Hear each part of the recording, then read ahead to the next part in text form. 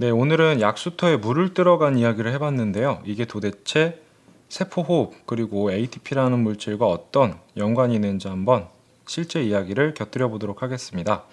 두 친구가 이제 약수터에 가기로 해요. 약수터에 갔는데 이제 힘든 그림이 있었고요. 그랬는데 그때 마침 목을 적셔줄 약수물이 콸콸 나오는 약수터를 발견하게 됩니다. 그리고는 너무 감사한 나머지 이렇게 두 손 모아 기도를 올렸죠.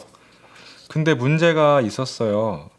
사실 목을 축일 만큼의 조금의 물만 필요했는데 물이 필요 이상으로 너무 많은 양이 쉬지 않고 계속 나온 거죠. 이거는 그렇게 볼 수가 있어요. 우리가 밥을 먹으면 힘이 나죠. 밥을 먹으면 음식물이 소화가 돼요. 그 자세한 이야기는 소화에 대한 동영상에서 다시 이야기할 기회가 있을 것 같네요. 소화가 되는데 그 소화된 물질, 특별히 밥은 녹말이 분해가 되면 포도당이 되는데 포도당이 세포 안으로 들어가면 세포 호흡이라는 걸 거쳐요. 그러면 포도당이 막 분해가 되면서 거기서 엄청난 에너지가 나오죠.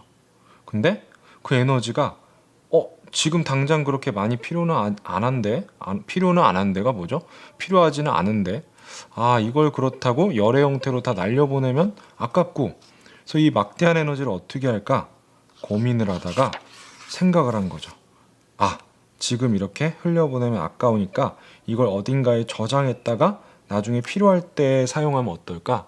그런 생각이 든 거예요. 그래서 마치 페트병에다가 흐르는 물을 저장해 둔 것처럼 저희 몸에서는 세포호흡 결과 나온 그 에너지를 ATP라는 물질에다가 저장해 두기로 해요. 마치 충전지를 충전시켜 놓는 거랑 비슷해요. 그래서 충전이 된 건전지, 충전지를 ATP라고 볼 수가 있죠.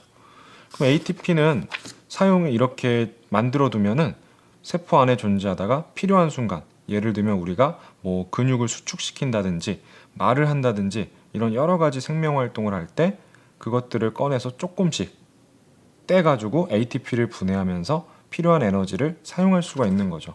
그럼 정말 좋겠죠. 포도당에 있던 에너지가 열로 타 날아가면 아까운데 이렇게 ATP라는 물질에다가 저장해 두면은 필요할 때마다 꺼내 쓸 수가 있잖아요. 조금씩. 그래서 이러한 방법으로 에너지를 저장해 둔다는 이야기입니다. 물론 세포호흡이라는 거라면 대부분의 뭐 60% 정도의 에너지는 다 열로 날아가요. 근데 나머지는 40% 정도는 이제 ATP라는 물질로 저장을 해두는 거죠. 아까 그 약수물이 흘러내려가는 것도 있었지만 일부는 이렇게 통에 저장해 둔 거랑 비슷해요. 그래서 ATP는 우리가 어떤 영양소를 먹고 발생한 에너지, 그것들이 모두 날아가 버리면 아깝기 때문에 그것들을 잠시 저장해 두는 저장 물질, 조그만 충전지 같은 것이 바로 ATP다라는 이야기를 약수터에 올라가서 물을 받아보는 이야기로 함께 나눠봤습니다. 그럼 다음 시간에는 또 다른 이야기로 만나요.